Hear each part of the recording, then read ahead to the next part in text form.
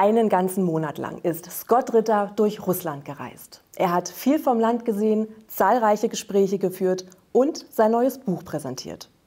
Wir haben diese Pause genutzt, sind auf eure Wünsche eingegangen und haben unserem Format im Auge des Bruders ein völlig neues Outfit verliehen. Neu dabei bin auch ich. Mein Name ist Monique Stegemann. Und damit herzlich willkommen auf unserem YouTube-Kanal Gegenpol. In dieser Woche geht es um folgende Themen.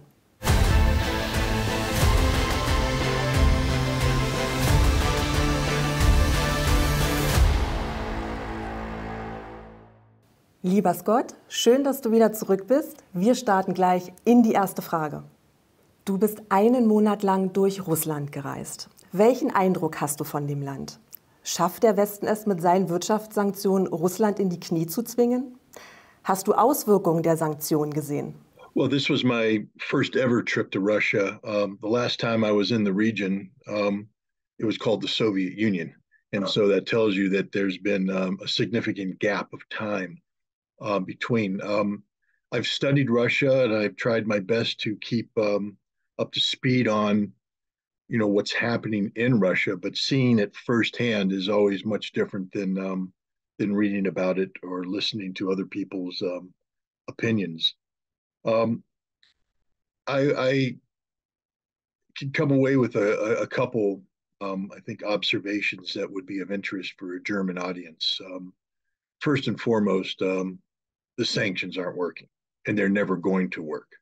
And it's an exercise in futility and believing that you can somehow sanction Russia into complying with European demands regarding Russia's behavior in Ukraine or elsewhere. The Russian economy isn't just surviving sanctions, it's thriving on sanctions. The Russian economy today is stronger than it has ever been. I'll just say that one more time so your German audience understands what I'm saying. The Russian economy today is stronger than it has ever been. It is healthier, far more resilient, and growing in ways that were unimaginable in the era prior to sanctions. I think Germany, like NATO, like Europe, like the United States, has to reevaluate a couple things. One, their total failure to understand what imposing sanctions on Russia would mean, not only for Russia, but for Europe. I think the German economy is headed into recession. And this recession is singularly caused by the policy of sanctions. It's the blowback. Russia has, as I said, thrived. The sanctions have liberated Russia's economy.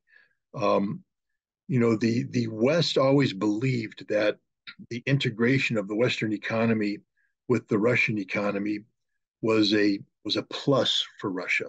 That this was something sort of like a gift the West was giving to Russia. Here, you are honored to be part of our economic system.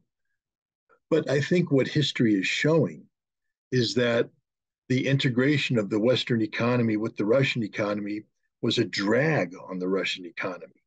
That rather than helping expand Russia's economic capability, the Western economic presence served as a leech, sucking Russian economic potential out of Russia into the West.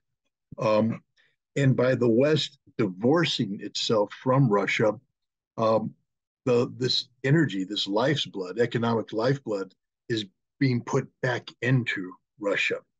Everywhere I traveled in Russia, the economy was thriving. We're here in the United States, President Joe Biden has spoken of the need for an infrastructure development plan, build back better, he calls it.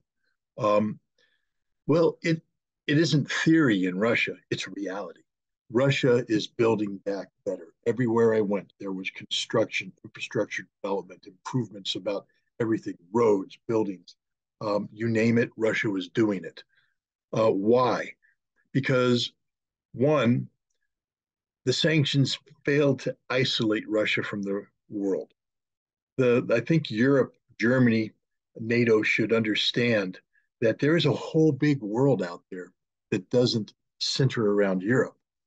And that world is willing to work with Russia because they recognize the importance of Russia economically, geopolitically, diplomatically, militarily.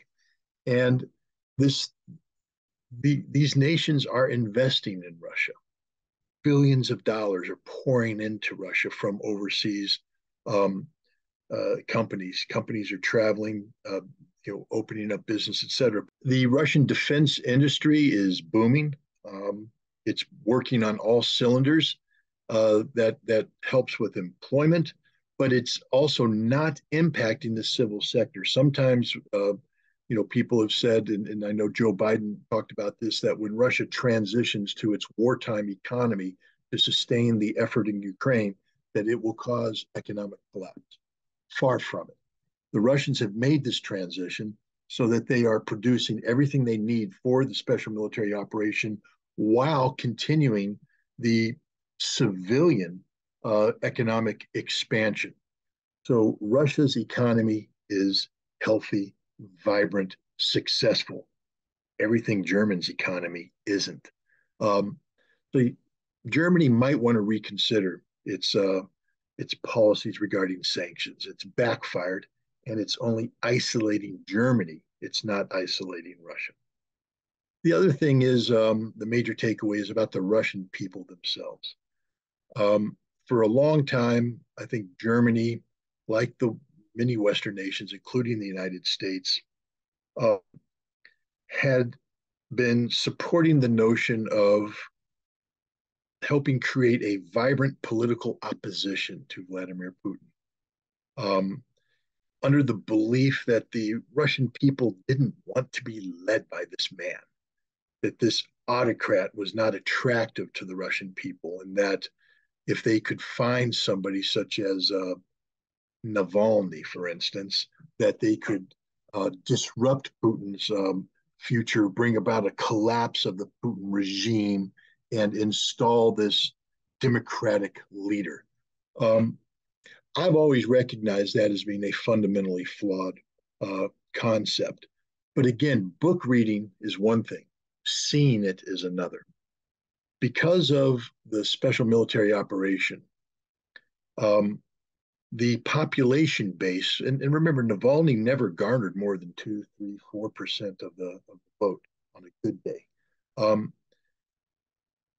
Millions of people fled Russia after the special military operation. And almost to a person, they were Navalny supporters. And this didn't hurt Russia at all.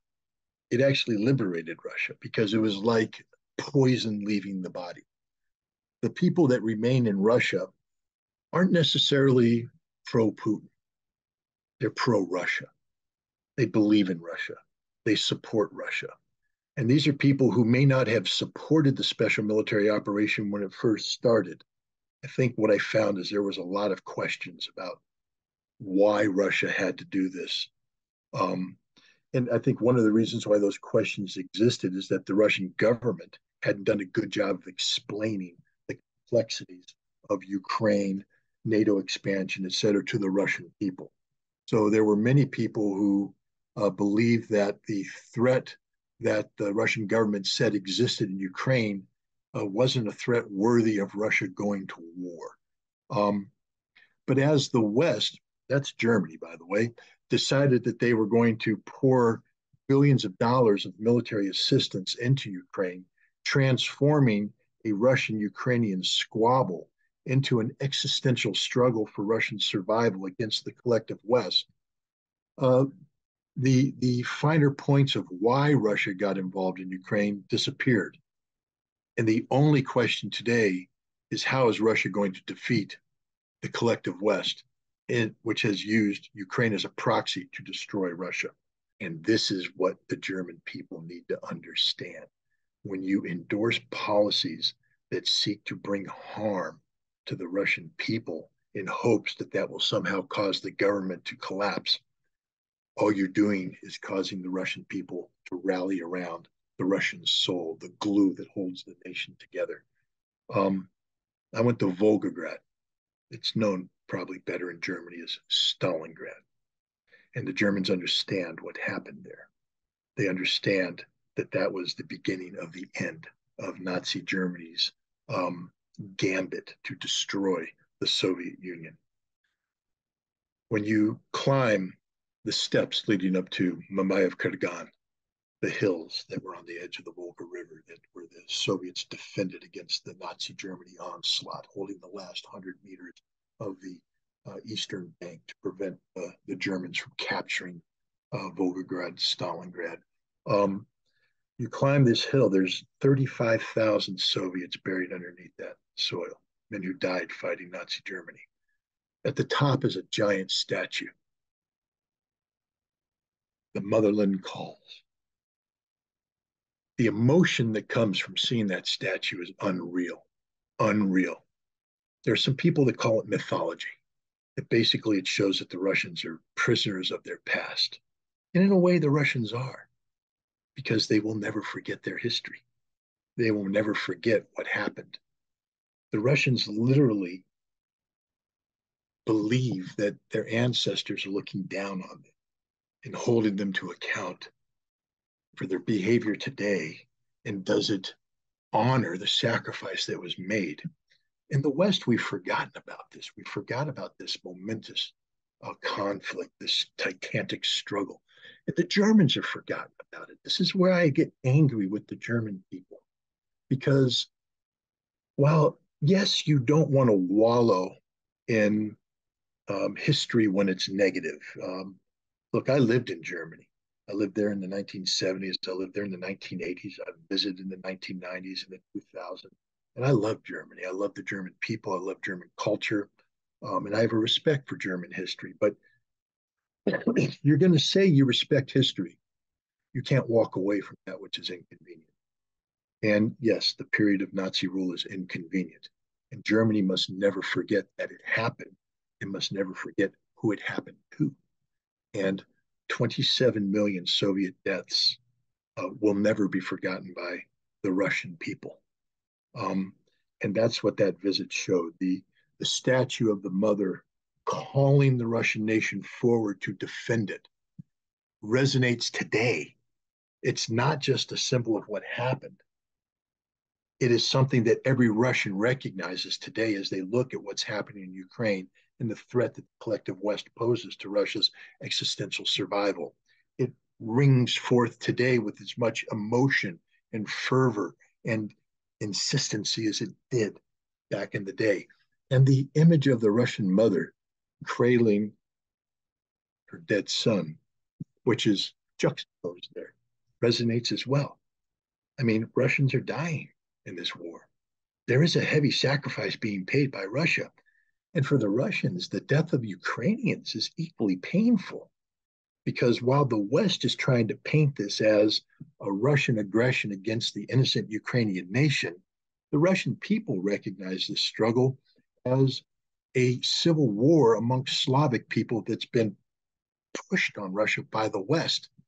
There is no joy in the killing of Ukrainians on the part of the Russians. That mother holding the son, she's Russian, she's Ukrainian, she's Belarus, she's Armenian, she's Georgian, she's a Soviet mother. And that's what people need to understand, is that while Russia today, we call it Russia, it's actually an ensemble of what, 150 different nationalities? Every city you go into Russia, you find Ukrainians, a significant Ukrainian population. If you rub a Russian, you get a Ukrainian. If you rub a Ukrainian, you get a Russian. They're the same people, and yet they're killing each other. And only the Russians are weeping about this. No one else is weeping about this. And Germany needs to understand that one day this war will end. Russia will not be defeated. And Germany's going to have to ask forgiveness again, because the German people have committed the gravest sin one can commit. You have sent German tanks to Ukrainian soil for the purpose of killing Russian soldiers. But what you don't understand is that the soldiers you think you're helping, you're murdering. I think the imagery of burning Leopard tanks proves that it isn't a miracle weapon. It's just another piece of steel that Russia is going to destroy. And the men inside, well, let's reflect on this, the last story, and I heard it while I was in Russia, about Wagner fighting in Bakhmut. The Wagner soldiers had surrounded a group of Ukrainians, heavy fighting, and they shouted out, "Brothers, surrender. We won't harm you. We'll take care of you. Surrender and you'll live." And you know what the Ukrainians shouted back? "Russians don't surrender. Russians don't surrender." What does that mean? Yeah, they wear a Ukrainian uniform, but there's Russians. That's a slogan from the Second World War when the Nazis shouted out, "Surrender." And a young Soviet soldier shouted out, "Russians don't surrender." And he died. These Ukrainians are Russians. It's Russians killing Russians. And this is why Germany will have to beg for forgiveness from the Russian people when this war is over, because Germany's responsible for this. NATO's responsible for this. The United States is responsible for this. But that's the lesson I got from there. Russian troops. Schauen wir auf den Ukraine-Krieg. Der ehemalige NATO-Generalsekretär Anders Rasmussen hat angeregt, NATO-Länder könnten in einer Koalition der Willigen Soldaten in die Ukraine entsenden. Hältst du das für eine realisierbare Option? Welche Folgen könnte das haben und würde es die NATO unmittelbar in einen Krieg mit Russland verwickeln? Well, it's interesting when he says a coalition of the willing. What does that mean? Because NATO is a consensus-driven organization.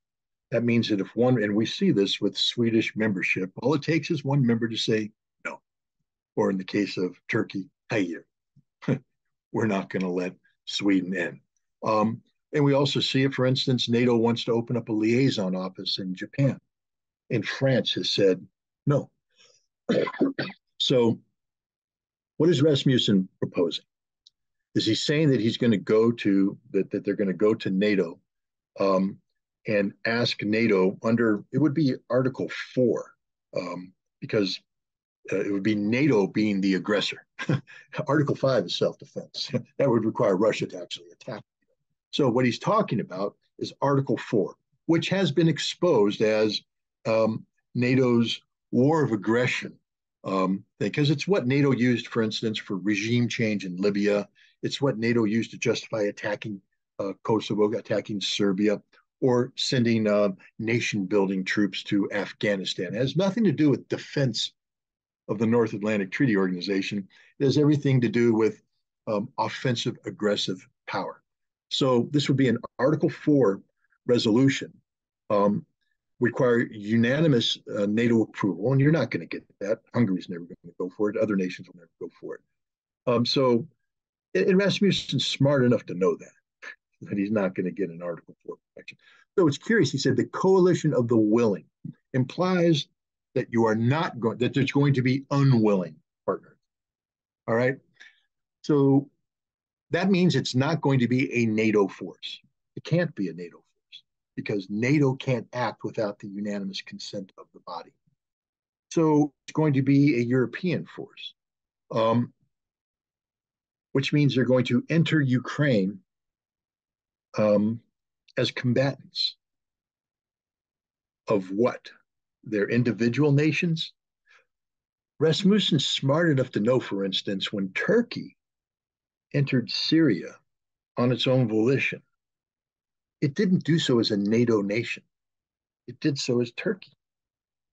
As a result, when Turkish troops were attacked by Russian aircraft and suffered casualties, and Turkey went, "Oh, ouch, NATO, help us." NATO was like, "It's not our business, man. You did this on your own." So understand that whatever coalition of the willing that gets dispatched, if it does get dispatched to Ukraine, when the time comes for it to close with and destroy the Russian enemy through firepower and maneuver, and it gets slapped back, NATO can't protect it's not a NATO force. And NATO puts itself at risk if it seeks to protect, because then NATO now has done something to become a party to the conflict, and there can be consequences to that. So now, let's say Rasmussen knows that whatever force he sends is going to be on its own, a coalition of the willing. Sounds good. After all, didn't we use a coalition of the willing to take down Saddam Hussein in Iraq? So, he's doing that. But Rasmussen needs to reflect on maybe the words of the current commander of Allied forces and the head of U.S. forces in Europe, Christopher Woolley. He spoke in a defense forum in Sweden last January. He said the scope and scale of the violence that's taking place in Ukraine today is beyond the imagination of NATO. That means it's beyond the imagination of Rasmussen, who somehow thinks that is this going to be a bloodless conflict? That the mere fact that these Western boots on Ukrainian soil are going to intimidate these sheepish Russians into turning and running, that you may suffer 1 dead, 2 dead, a handful of casualties. What happens, Mr. Rasmussen, when the force you send in suffers 10,000 dead the first day? Because it will. Because the scope and scale of the violence taking place in Ukraine is beyond the imagination of NATO. You have no clue what's about to happen to you, Rasmussen, or your force. They will be slaughtered. Every aircraft you send in to support, first of all, what aircraft are you going to send in? Because if an aircraft takes off from Poland to support combat operations in Ukraine, that Polish airfield becomes a party to the conflict and Russia will strike it. So are you going to push the Polish Air Force onto Ukrainian soil where it will be eviscerated by the Russians as well? As these troops move forward, their logistics are going to be hit. They're going to run out of gas. Tanks without gas are death traps. But in this case, tanks with gas are death traps, because what army is he going to put in? An army that hasn't imagined this violence. When was the last time any army in NATO besides the American army has practiced multi-brigade sized combined arms operations against a near peer level force? NATO has not been preparing for large-scale ground combat in Europe. They don't know how to fight it. They literally don't know what they're doing. They're incapable of doing this. So whatever force you bring together is not trained properly to do this kind of combined arms offensive operation. They don't have the equipment for it. They don't have the sustainability for it. They don't have the personnel trained in it. It is literally an invitation to slaughter, and that's what will happen to this coalition of the willing. Every single soldier that steps foot on Ukrainian soil and seeks combat with the Russian army will either be killed, wounded, taken prisoner, or sent running home. There is no other outcome. Rasmussen's a fool, and anybody who listens to him is a fool. This is a fool's errand. It isn't going to happen. It can't happen. And I certainly hope that when NATO gathers in Vilnius next month, that nobody tables this ridiculous, childish idea. Die NATO will auf ihrem Gipfeltreffen in Vilnius über konkrete Sicherheitsgarantien für die Ukraine verhandeln. Dessen Präsident Volodymyr Zelensky macht medial Druck auf feste Zusagen für eine Aufnahme der Ukraine in die NATO. Plant die NATO wirklich, die Ukraine und auch Moldawien aufzunehmen, oder ist das nur ein Bluff? Look, the problem is that NATO is a prisoner of its own rhetoric. And if you remember in the lead up to this conflict, back in 2021, Russia was saying we need Ukraine to commit to permanent neutrality. And everybody said, well, no, the door to NATO is always open. Anybody who wants to become a member. And so NATO will not, at this juncture, backtrack from that. So NATO will always maintain the pretense, the potential of Ukrainian membership. But the reality is, Ukraine cannot enter NATO while it's in conflict.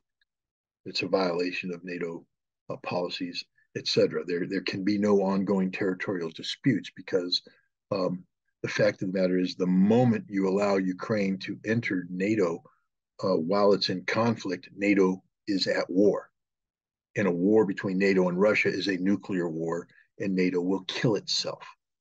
So this nobody's seriously considering this, and it will not be considered. Ukraine will not be offered membership, and security guarantees cannot be offered to Ukraine until this conflict is over.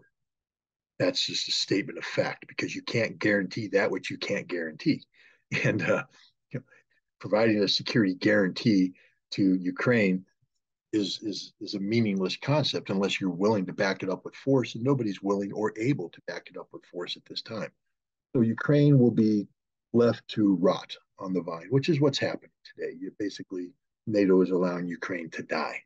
The interesting thing of people in NATO now, you hear people talk about, well, we need a negotiated settlement. We need this, we need that. Why weren't they willing to have a negotiated settlement back in December of 2021? Why weren't they willing to have a negotiated settlement when Minsk was still a possibility? Why didn't the French and Germans, by the way, why weren't they serious about Minsk? Why did Angela Merkel lie to the Russians and lead them to believe that Germany was serious about negotiations, that Minsk was a possibility? Because had Germany at that time supported Minsk, Ukraine today would be intact. Intact. Imagine that. 300,000+ Ukrainian soldiers would be alive. Tens of millions of Ukrainians displaced from their homes would be in their homes, thriving, living. There wouldn't be $1 trillion worth of infrastructure damage. There wouldn't be the greatest ecological disaster that's befallen the Black Sea having occurred. None of this would happen had Germany been serious about negotiations. Germany was in the driver's seat back then. You know what Angela Merkel did to Germany? Exposed Germany as a nation of liars. A nation of liars. How can NATO speak of negotiations with Russia when their track record with negotiations is one of deceit, deception, lies? The other thing is, if you're going to sit around and negotiate, you actually have to have something on the table. What does NATO bring to the table? Nothing. You see, Russia is going to win this war, regardless of what NATO does. There's nothing NATO can do to prevent this war. Germany doesn't have enough tanks to be destroyed in Ukraine to change this. I heard the German chancellor talk about, well, we're going to send hundreds of more Leopard tanks. Are the Russians scared? No, not at all. F-16 fighters, send them. They'll be shot down. Any missiles you send, they won't work. This war is over, except for the dying, because Russia will win this war. Russia is unified. Russia is strong. Russia is resilient. Russia is healthy. NATO is sick. Germany is sick. France is sick.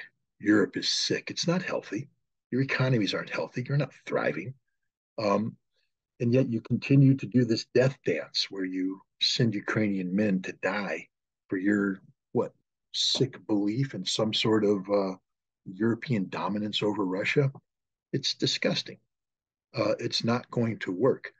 All that Europe is doing right now is guaranteeing that when this war ends, and it will end, there will not be a Ukrainian state. That's the sad truth. The longer this war continues, the more guarantee it is that when it's finished, Ukraine will not exist as a nation state. And that's on Germany. That's Germany's fault. This war could have ended at any juncture, could have been prevented had Germany embraced Minsk. Then you would have had the totality of Ukraine intact. It could have ended had Germany encouraged Zelensky to sit down in Istanbul on April 1st of 2022 and sign the peace treaty Russia was ready to sign. That would have kept most of Ukraine intact. Donbass would have been independent at that point in time. Crimea would have been removed. But that's better than the current situation. It could end today if Germany would accept the fact that Kherson, Zaporizhia, Donetsk, and Lugansk are forever Russia, along with Crimea, that will never change. It could end today if you accepted that, but they won't. And so now what you have is the Russian leader, Vladimir Putin, saying that the Ukrainian state is over. We shouldn't be talking about the existence of a Ukrainian state. You have Russian politicians saying, if we sit down at the table, Ukraine's going to have to start off by giving us Odessa, Mykolaiv, Kharkov. giving us, because we're not going to end without at least that. So Ukraine is doomed at a minimum to lose another 20% of its territory. But if it continues to resist at the behest of the West, it will lose 100% of its territory. Die ukrainische Offensive ist angelaufen, aber noch scheint die Front zwischen der Ukraine und Russland stabil zu stehen. Ukrainischen Streitkräften gelingen zwar kleinere taktische Durchbrüche in die sogenannte graue Zone, doch der Blutzoll für Kiews Truppen ist enorm. Was sind deiner Meinung nach die Unterschiede zwischen der aktuellen Offensive und der im vergangenen September? Wie lange wird die russische Verteidigung dem ukrainischen Druck standhalten können? Well, the big difference between now and what happened in September is the level of Russian preparation. In September, Russia, people need to reflect that words have meaning. And when you speak of the special military operation, we're not speaking of an invasion. We're speaking of a special military operation that had limited goals and objectives, and had a force composition that reflected that. Russia's goal going into Ukraine was not to occupy Ukraine. Russia's goal was to get Ukraine to the negotiating table. And so there were the initial military phase was designed to present an overwhelming military problem to the Ukrainians, one that threatened the loss of territory, the potential loss of the capital, in order to get the Ukrainians to say, we don't want to engage in this fight. We will negotiate. We will do what we should have done before this war started, implement Minsk-like accords. And it almost worked. Everybody says, well, the Russian effort was a failure. Well, it almost worked. They almost got Ukraine to Istanbul to sit down and sign a peace treaty. NATO prevented it. NATO intervened. And NATO then promised Ukraine tens of billions of dollars worth of military assistance, both in terms of providing weaponry, but also training. And the Russians, when Ukraine walked away from the negotiating table, Russia went to its second phase, which was simply to the liberation of the Donbass and consolidation of the land bridge, the Kherson, the Zaporizhia territories, in hopes that by continuing this struggle, Ukraine would reconsider its refusal to negotiate. When Ukraine attacked in September of last year, Russia was not deployed doctrinally. You can't be. The Russians did not have enough troops, and politically it was difficult for Russia because Putin had not adequately explained the special military operation to the Russian people. It was very difficult to say, well, we now need to mobilize hundreds of thousands of men. Plus, I think the Russians got a little complacent and didn't think the Ukrainians were capable of launching a major counteroffensive. And the Ukrainians achieved operational success. They were able to, with the assistance of NATO, rebuild the Ukrainian army. A lot of people don't recognize that. Between the initiation of the special military operation in June of 2022, the Ukrainian army was largely destroyed by the Russians. But the NATO intervention with military assistance and training allowed Ukraine to rebuild a second army. And this army was very capable, designed for offensive operations. And they attacked the Russians when the Russians weren't ready for this. The Russians didn't have adequate defenses. They hadn't prepared for this. And as a result, the Ukrainians got impressive territorial successes, recapturing Kharkov, etc. But that attack liberated Russia to do things that previously couldn't be done, such as mobilization. 300,000 men were mobilized. It also enabled Russia to consolidate its military resources, shortening their line of defense. And then what the Russians did is they built a defense that was per doctrine, multiple layers of defense, troops organized in strong points that were designed to receive and attack, artillery and air power, preparing to put overwhelming firepower on any attacking force. Your question of does Ukraine have a chance, or how long the Russians can hold out? They can hold out forever. There's nothing Ukraine can do to defeat the Russian defenses. Russia's playing to its strength right now. You know, there was a lot of assumptions made that the Russians didn't know how to fight, wouldn't have the will to fight because they ran in September, they'll run today. The mobilized troops have poor morale, poor training. All of it has turned out to be wrong. The Russians are standing, the Russians are fighting. The people that are the heart of this struggle are the mobilized soldiers, and they're showing their professionalism and their dedication. The Ukrainian forces, meanwhile, you know, the forces that attacked in September were still operating using somewhat of Soviet doctrine, but that army was destroyed. The new army that's been rebuilt is a NATO army. But the problem is you can't take NATO tactics, NATO equipment that takes NATO years to train their people to operate and use, and then compress it to 1 month and train Ukrainian soldiers for a month and say, you're ready to use NATO tactics. And then you send them into the most dense, heavily fortified, professionally constructed defenses the world has ever seen. The outcome is guaranteed, the slaughter that is taking place today. From the initiation of the counteroffensive until today, anywhere from 7,500 to 9,500 Ukrainian soldiers have died. And that's on Germany. That's on NATO. That's on the West. This counteroffensive has no chance to succeed, none.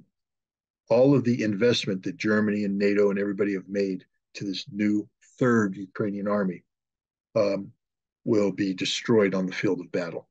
And then the problem comes, are you able to build a fourth Ukrainian army? Is Germany ready to provide the assistance necessary for that? And I think Germany's answered, no, we don't have it.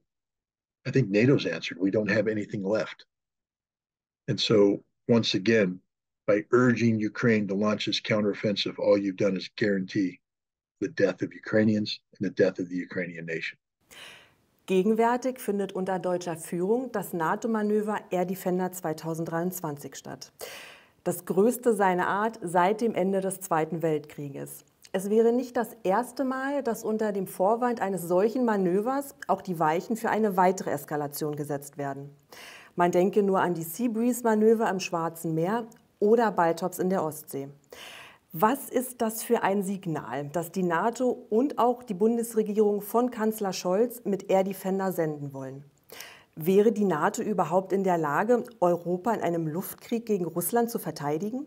I mean, Air Defender sounds nice, and it looks impressive, but let's just be clear.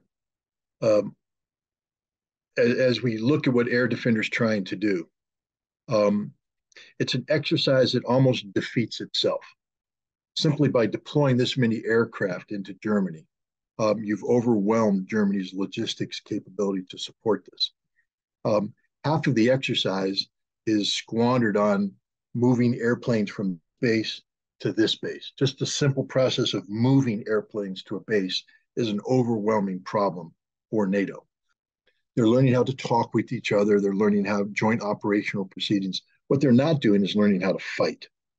You know, the NATO Air Force has never gone up against an integrated air defense system of the sort that Russia has, both in Belarus and the Baltics or in Ukraine. All of these NATO aircraft would be shot down in the first days of any conflict by the Russian air defense system. The Russian Air Force likewise would decimate these forces if they ever tried to fight. You know, it's interesting, a large number of these aircraft are F-35 aircraft. Again, everybody talks about it as a wonder weapon, but I think the NATO planners who were involved in this exercise, they know some things that maybe the media is not picking up on, such as how difficult it is to maintain the F-35. What is the actual operational rate of the F-35? How often does it break down? What is the expense of flying the F-35? And when the F-35 does fly, does it operate to its full potential, or because it's an over-designed airplane that doesn't work, is it limited to doing certain things, which means that this entire air defender exercise is a sham. It's a Potemkin village. of a military exercise designed to create an impression that any military expert, when looking at it, recognizes to be false. NATO does not have the ability to go to war against Russia using air power. There's a lot of people that say, well, if only NATO air power would get involved. Again, ask the German government, how many bombs do you have? And the answer is not enough. Ask any NATO Air Force, what is your stockpile of air-to-air missiles? Because if you want to get involved in an air-to-air fight against the Russian Air Force, you don't have enough. I would also ask basic questions such as, how much fuel do you have? Because there's a reason why the majority of the German Air Force sits on the ground and doesn't fly. Because they're not maintained properly, and you just don't have the infrastructure to support that kind of air operation. How much preparation had to go into getting NATO ready just to hold this exercise? What resources had to be allocated? And once this exercise is done, do those resources exist for an actual air campaign? And the answer is no. NATO is incapable of waging large-scale aerial combat against Russia. Not just that, you can't defend your own airspace. I hope Germans understand what happened to the Patriot systems that were sent to Ukraine. I hope the Germans understand what happened to the Iris-T. That's a German system that was sent to Ukraine. Or the NASAMS. They were all destroyed. Russia will overwhelm European air defense because Europe doesn't have an air defense. Germany is defenseless. Defenseless. If the Russians wanted to, they could flood German airspace with Kinzhal missiles, Caliber missiles, drones, and Germany can't defend itself. Air defender, you can't defend anything.